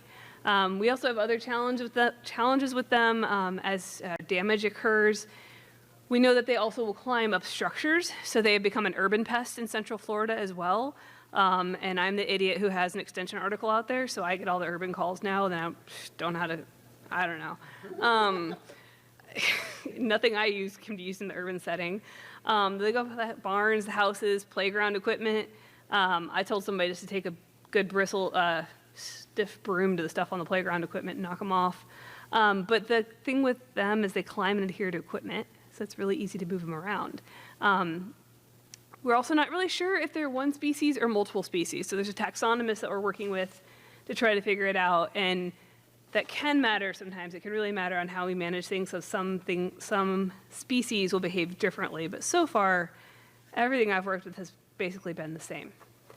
So identification, we have some common names. People love to call it the peanut snail. That is the best way to make every peanut grower mad. Do not call it the peanut snail, please. We're trying to get the ghost snail accepted as a common name, and we really greatly appreciate your efforts in assisting our peanut growers and taking that heat off of them. It's not their fault, and they are impacted by the snail, so we would like to be nice to them. So the key features, it's a big snail. This is a big baby. As an adult, it's about 3/4 of an inch to an inch in size and length. They're conical, light brown to tan, and they aggregate. So you usually don't see one. You see a whole bunch of them. They are just clustered. We don't know where our population actually came from. We know that there's populations in Argentina, Bolivia, Brazil, Paraguay, and Uruguay. And there's recent research into them in Argentina because they're becoming an agricultural pest down there. We think there's probably a bunch of introductions, but that's going to take somebody with really good genetic skills. That is not me. So current distribution, all the red dots on this map are where we have found this bonariensis sporadicus species complex. So some of them have been identified as sporadicus, some have been bonariensis. It depends on the taxonomist what you get. And so we are, where I'm working, right down there, and we have them pretty much from North Florida to South Florida. They're there, they're everywhere, they're annoying. That was the latest county count from the state. And we probably need to get that updated because as far as I know, there's several more counties that have been impacted by this pest. So how'd they get there and how did they get around? I've already kind of alluded to this. We don't know when they first got here because we have a lot of snails. Like Florida's just a great place to be if you're a snail. It's humid, it's hot, it's moist. They're good. But the first time this particular snail was found was actually in Duval County in 2019, I think. And we have found that the specimens move on cargo, so that's been noted at our ports of entry in the U.S. People have actually removed them from the cargo ships. And how they're getting around is hitching a ride on your equipment. So if you have equipment out in fields that are heavily infested, you're going to want to take a pressure washer to that and get them off so you're not moving them around, because we don't know all the impacts of them yet, but we do know that they are really problematic, especially in peanut crops. Some of the vegetable growers have been calling about them, and for us, it's mostly microjet issues, but irrigation's a big deal in an area that's mostly in drought. They can move on people. That's my leg. I was out scouting and one just decided to hitch a ride, so they can come up on you. One thing that we have found is sometimes they'll get up underneath the mowers, and so when folks are moving from field to field, they will be up in your mowers, and that's an easy way to spread them, so checking underneath before you move your mowers. And they're in a wide variety of habitats, from your agricultural habitats to the urban, the residential, to the natural. They've been finding them actually in the zoos lately, so we have an urban pest management person working on it from that context, because a lot of the stuff we use that kind of works, you cannot use in a zoo. So some of the data you're going to see are actually from my colleague in North Florida, Silvana Paula Morris, and she's been working on this snail as well in her cropping systems, which are all row crops. And so as you can see in that peanut field, they're everywhere. That's actually snails for the most part. So they're a product contaminant. So if they go through harvest, they actually are about the same size and density as peanuts. That's problematic. They impede irrigation, and we do know they cause damage to fleshy vegetables. All bad. We really don't have anything great to say here. These are pictures from several of the agents, as well as Savannah's lab and my lab. That's the peanut harvester, and you can see the snails and the peanuts intermixed in there. They're real hard to sort out. You can come up close if you want to. Other impacts, like I mentioned, residential, we get them climbing up the sides of houses and playgrounds. They feed on vegetables in home gardens, and being a novice to snails, I thought, well, you know, copper tape is what they use pretty much everywhere in the world to keep them off. They actually don't care about copper. They'll walk right over it. So the copper is not actually a management solution for us. That was unfortunate. So some basic biology of this organism, we're still learning a lot. We're in the very early stages of learning it. We know that they bury their eggs under the soil surface. I don't know if this is going to show up. Oh, there's their eggs. Little kind of opaque-ish balls. And the juveniles are actually born with only a soft shell, so they're able to actually get into your microjets and into your irrigation lines. And then when they start actually secreting a shell, they will get stuck when it tries to shoot them out. If that happens, a paperclip is your friend. You can clear it out of the opening with just a little paperclip. Works just fine. A grower taught me that. In order to get those hardened shells, they need to consume calcium. We have a lot of calcium in our soils, and so they grow a shell pretty fast, and then they just keep eating and growing. They're hermaphrodites, so they can mate with each other. They do require sexual reproduction, and we do know they have a multi-year lifespan. I was asked earlier if I had lab colonies. I do, and I have some that have nail polish dots on them from 3 years ago when I first collected them. So they're not the happiest snails in my lab, but they're still alive. So some basic biology for their feeding. Snails in general are going to be grazers. They feed on the films that are on the surface of other things. So like as your weeds are decaying, you get films building on the surface of bacteria and fungi, and that's what they generally want to feed on, those decaying plant matter. They love the moisture in agricultural settings. That's their main reason for coming in is, well, food and then moisture. So when we're working this in citrus, we actually were like, okay, yeah, they're annoying. They're on our irrigation jets. We can work with this. And they're on our vegetation in the row middles. But after a heavy freeze, we actually had cracks in citrus bark in one of the groves. And this was a young citrus tree. They got up underneath the crack and they wound up girdling these trees. This grower lost a significant portion of his field to these guys. They went all the way down through the vascular tissues. So they're very attracted to damaged plants, which is problematic. And I don't know how much damage is enough damage to attract them yet, but they definitely like that. We know they can girdle grapevines. We have some grapevine research happening at my research station, and I found that out the hard way from the breeder. And we do have lots of reports of them feeding on soft-fleshed vegetables. So snails are tricky. If you've tried to kill them, you know they're not the easiest to kill. They can withstand a wide array of inhospitable environments. So when I mentioned my snails in the lab are kind of abused, I mean I don't give them water that often, I don't feed them that often, so they actually do this survival technique of closing their operculum, which is that little fleshy, almost like door. And they can close that off and they can hang out and survive in some really nasty environments. So if it gets too hot, I close my door and I hide. If it gets too moist, I close my door and I hide. And so that's how they get around dealing with some of the environmental issues. So they can avoid the drought, they can avoid other bad conditions. We most recently learned that they don't like the cold and they just burrow down into the soil when it gets too cold, because it messed up some assays. We also know from historical literature that mollusks tend to be able to detoxify many of the chemistries that we would normally spray for agricultural pest control. So that adds a challenge here. But we might be getting around it a little bit.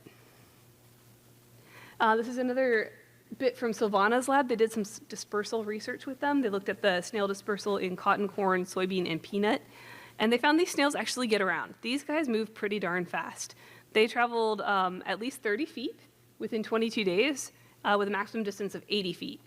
And we're talking to snails. Snails really don't generally move that far that fast, but these guys, they do. It's pretty impressive, and I kind of want to mark some and just watch.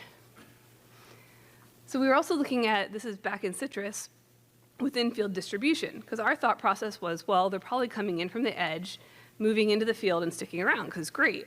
So we found a couple groves throughout the state, and we've had these trapping regimes going, and we're trying to figure out if there's any pattern that we could take advantage of. Is it a seasonal pattern? Are they moving around? Are they staying in one spot?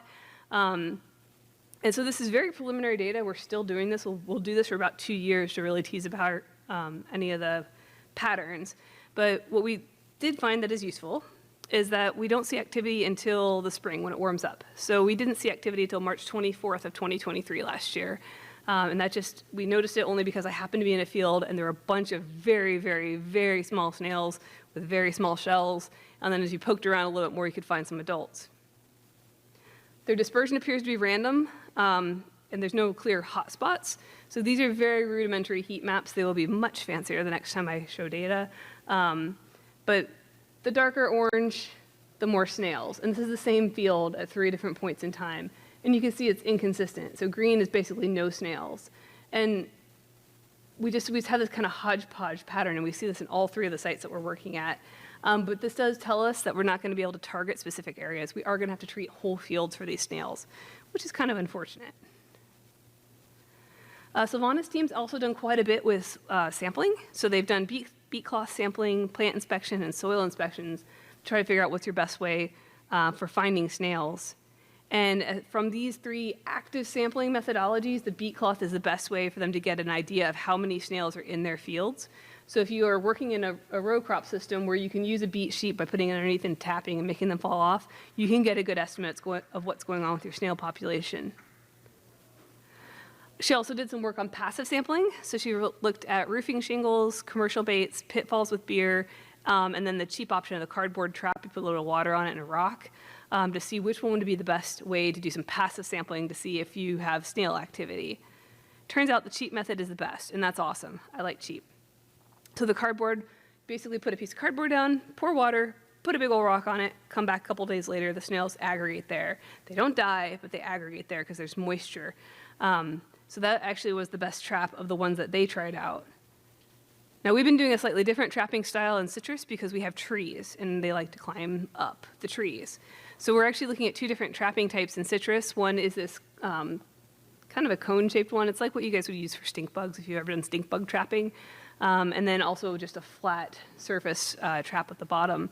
And again, preliminary data, we are about 6 months into this study. We go out every other week to these 2 different sites. We're finding that the trap type really matters in citrus for detection, and we think it is based on ground cover. There's more to figure out here. Citrus grows vary. You can have pure sand all the way to pure weeds, and I'm not talking cover crops. Not many people actually do that. It's weeds or sand or somewhere in between. So we found that in the field with ground cover, your flat traps actually attracted more snails than your pyramids. I don't know why yet. We'll figure that out over the next couple of years. The only problem there is that if you've ever worked in an area with fire ants, you know that they love anything like that. It's nice and moist and hot. So the fire ants come to those same traps, and so they will actually eat some of the snails that are there and sting your workers. If you have a field with minimal ground cover, the pyramid traps actually work great. They're getting up off that hot ground, and they're getting away from that surface. Now snails come and go, so they're not always there every time you come out to the field, but we collect from every single trap when we go out there. So this spring, we're hoping to actually figure out which ones will detect activity sooner for earlier management actions. Okay, so we did a small study also looking at the impacts of snail density on damage. And just to give you all perspective, in citrus, we have been doing what we call bagging or putting trees in these IPCs. They're individual protective covers. They're a mesh bag that goes over a young tree when we replant, and it keeps the Asian citrus psyllid off, which is the vector of our primary pathogen that causes greening. So it allows our trees to actually establish. So snails climb up the stem of the tree, they get stuck in the bag, they eat the foliage. So we were trying to figure out from this kind of how many snails are problematic and at what point do we really need to be managing. So I have an intern at, this past fall, and so she caged a bunch of seedlings or saplings and put snails at different densities on it. And not surprisingly, higher density of snails equals more damage. But you can see there's a pretty distinct increase from 20 to 50 snails. Not shocking. They really nailed those plants. But we're going to use some of these data to start looking at thresholds for figuring out when we need to manage. These are going to be here all year round. We're never going to kill them all, so having an idea of how much damage we can handle is going to be really useful. So this is some management strategies. Again, this is coming over from Silvana's group. So they looked at several different chemistries, looking in a research peanut field. So she did ferric sodium, iron phosphate, lannate, tillage, and tillage plus lannate. And as you can see, just looking quickly at the bars, the control was best of these snails when you used tillage or tillage plus lannate. So when you're tilling, you're actually going to be flipping all the eggs up to the surface where predators can access them pretty readily. They do this in Australia for snail management. They'll do a lot of tillage. It's not an option for us in citrus because our roots are right there by the surface, so we can't do that. But if you're in a system that can till, tillage might help you out. We also did some bait evaluation. This is absolutely insane, and I'm going to break it down over the next couple slides. But these are the baits that were labeled for use on snails when I started doing this project. So the iron-based baits are going to be Ferox, Iron Fist, and Sluggo. And we looked at these products and looked at the proportion of snail mortality, and this is in a small container. So keep that in mind. This is not in a field. It is in a container. And this was when our research station was closed. So they were actually taking place in my bathroom in my apartment to look at mortality of these guys. And so some of the baits, the iron baits, can actually work over time. At the 7-day point, you actually had 100% mortality from several of the iron-based baits, and it impedes their digestion. So they eat it, it gets clogged up in their stomach, and they wind up dying over the time. They can't eat anymore. The metaldehyde baits, these are generally your gold standard for most mollusk pests. Deadline GT and MP. One of them has the banana esterase attached to it, and I just can't remember which one it is. They do really like that. Again, you get a pretty good kill by day 7. One of the challenges with metaldehyde, and there are some other metaldehyde products, it is a broadly toxic chemistry, and it affects any organism that makes mucus. So if your team's out there applying and they get dust, they really should be wearing a dust mask. My growers like to let their dogs run through their field, so I worry about the fact that their dog's are going to come into contact with the bait and could possibly ingest it. Not my favorite. It can work, but it's not my favorite for those reasons. Diatomaceous earth is, often heralded as the solution to all snails and slugs. It is not. If you're in a home garden, maybe possibly if you can stay on top of it. But it didn't really work so great in these trials. And then one of my growers said, hey, I sprayed them with some carbaryl. Worked great, 7. So we were like, okay, let's try it. We dipped a bunch of leaves in 7, and it didn't do anything. Which I wasn't overly surprised by. If you recall, I mentioned that snails often can detoxify a lot of the chemistries that we traditionally use. So that one didn't do anything. So we wanted to do this actually out in a more realistic setting. It's still going to be an assay. It's still going to be contained to a point, but at least we're outside now. We're no longer in the laboratory. We have these little buckets. That's my master student, Sankara. And in each of these buckets, those are those big paint buckets that you buy at Lowe's. We have soil. We've got sand. We put some carrots in there to feed them, to make them happy, a little water source, and they're all close enough to a microjet where they get some water. Before we realized that copper didn't matter, we actually had already ringed these with copper to keep the snails in, but that didn't really matter. And then they have a fine mesh that goes over the top of it to keep the snails from coming out. It's also paired with a laboratory assay, so we treat the snails in the field. Half of them stay in the field, half of them come back to the lab. And no, he's not spraying pesticide with no gloves and anything on. He actually was just posing for a picture. So this is preliminary data, and please don't use any of this as recommendations. This is just data that we're currently learning. So in our first test, we had some problems with this test. We used too large of a mesh, and fire ants got in. and the fire ants ate a lot of my snails. So we don't know if that mortality is really from malathion or from the ants, because you can also see here we have quite a bit of mortality in the control, also filled with ants. So maybe, possibly, something might be there, but we're not totally sure. We also had absolutely no mortality in the laboratory. So I don't feel like these are great data. So we went back and like, what can we do better? Got to find our mesh. So we found a smaller mesh. This is our second test from the field with the smaller mesh. We kept the fire ants out. This is good. So now we could actually look at some of the modes of action outdoors, in the field, in the warm Florida climates. Again, all these data are preliminary, not recommendations, and insecticides are not technically labeled for use on snails, but if you're spraying for other stuff, you might get some bonus out of this. And so some of these pesticide data are promising. We saw from the field, which is up top here. In our control, we had no mortality. That's good. That's what we want. Bifenthrin, which a lot of growers have mentioned, hey, this works, just knocks them down. It does kind of stun them for a little bit, but then they pop right back up.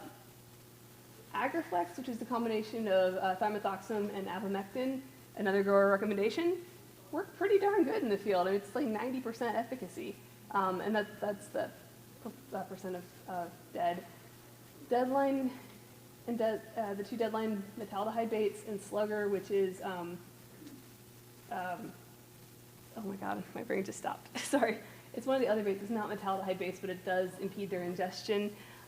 They didn't work quite as well as that Agriflex did in those trials. And in the laboratory, we kind of saw the same thing happening. So it's possible that some of our chemistries might actually work that we're already spraying. And this would be really great for us as far as a cost savings. We're already spraying, say, I'm putting out thimethoxam for something else. I could use it and knock down my snails. That's awesome. We're going to do some more testing on this because these are all preliminary, and hopefully by the end of next season, we'll actually have better, more solid data, and that we have an assay that seems to be working for us. So general management, it's still under development. We have not been working on the snail very long. My lab's the only one with funding to work on this snail, so if you can bend anybody's arms to fund people in Georgia to work on it, it's here too, and they could really use the help working on it up here in the other cropping systems. So we really need a better understanding of their ecology within the agricultural systems, interactions with available chemistries, so expanding our range of what we know could work, potential impacts of predators to make better recommendations. We do have predators. We actually have a predatory mite that has been found embedded in their lungs, and it can take them out. Apparently, this is a real big problem with the escargot industry. So we have a brand new species of mite. It is off for getting named right now, and we don't know what its impacts are going to be long term on the snails, but we do know that they're there. They're absolutely disgusting, but awesome. We know that earwigs eat them, spiders eat them, fire ants eat them. We have several trapping assays right now, camera trapping assays, to figure out who is possibly eating these in our systems. Birds eat them. That's another reason why I'm a little concerned about certain bait products.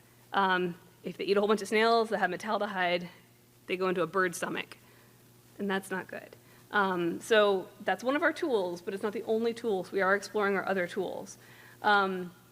We do have a working group throughout the Southeast. There's a group of scientists and extension agents, and we meet once a month, and we exchange everything we've learned, including bad pictures of what it's doing in our cropping systems. So if you find this pest, you haven't talked to your agents, let them know if you have it, let them know the impacts. We're using that to try to get funding in a more regional capacity and in different cropping systems. Like, I can't work on peanuts because it's not a tree crop, and it doesn't fall under my specialty crop listing. So that makes a challenge for me. This is all funded through the Citrus Research and Development Foundation down in Florida. So huge thank you to them. I forgot my acknowledgement slide, but thank you to them for the funding to get going on this, and to our collaborators. And maybe at some point we'll be doing some parasitic nematodes. That's my dream. What? That's all I have for you guys today, because I totally forgot my acknowledgement slide. There are some guides. So there is an EDIS guide online. There's also, if you can email me, I could send you a couple slides out of an Invasive Species Council talk that has kind of a walkthrough of some of the different ones. And the taxonomist who specializes on this, it's Francisco, oh, I'm going to mess up his last name, Borrero. He's up in Washington with the USDA, so he's the person we always send it to for taxonomy checks. And yeah, but if you think you have it, send it to your state. It's in Georgia. You probably do have it. It's in South Carolina. It's in Alabama. It's in Louisiana. It's throughout the region. It's up in Kentucky, even eaten on soybeans. So you probably have it.